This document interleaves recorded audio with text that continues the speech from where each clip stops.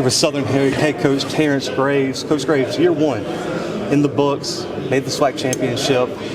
What is it going like? Southern feels like it's been at almost the pinnacle of the SWAC for a few years now. Getting to the SWAC championship, looking to break through. In your opinion, looking at the roster, the program, what's the missing piece for Southern to get back, and win a SWAC championship, get to the Celebration Bowl? Well, we just have to execute.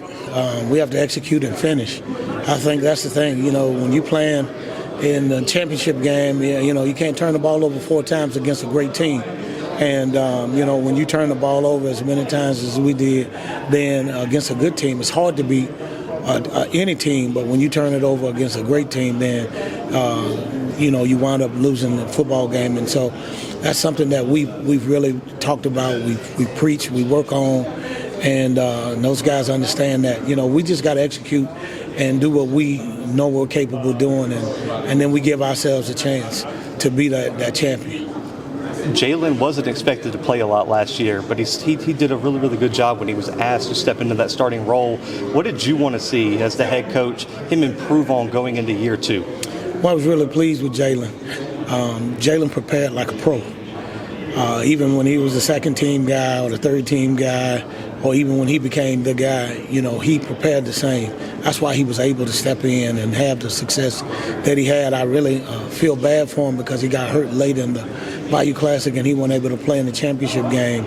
And but the thing about Jalen works hard, and he's improved in the winter and in the spring. He doesn't take anything for granted. He always wants to get better, and that's just how he's an ultimate competitor. And so, what from leadership standpoint, he gave us, and he's given us what we need or want as a leader, and we're excited to see how he goes this season. Roster evaluation is huge in today's age of college football. A lot of player turnover. As you and your staff sat down after the SWAC championship and looked at the roster, where did you feel like this team needed to improve the most going into 2025? Well, definitely we always have to. We will always build up the lines, the defensive line, offensive line. We lost a number of guys defensively, and then we did a great job of going in and filling in and getting a lot of defensive guys. And then offensive line, we added a few more pieces. And then we worked our way out, wide receiver, running back, linebacker, defensive back, those things, specialists. So the coaching staff did a tremendous job of recruiting and going out and building this program.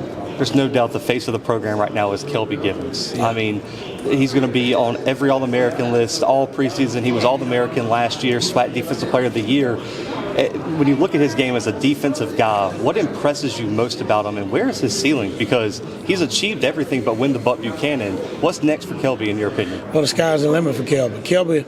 Kelby's earned everything that he's received because he works at it. And he works every single day. He's relentless.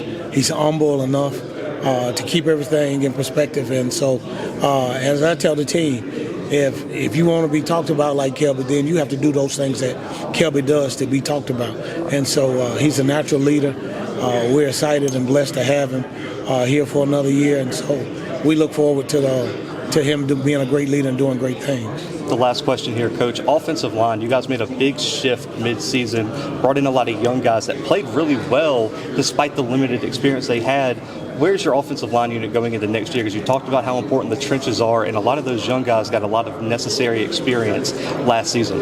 Oh, no question about it. Those guys came in and did a tremendous job, so that gave them great game experience and confidence. And then we added some guys, some transfer guys, that are older, a little stronger, have game experience. So we have a really good offensive line.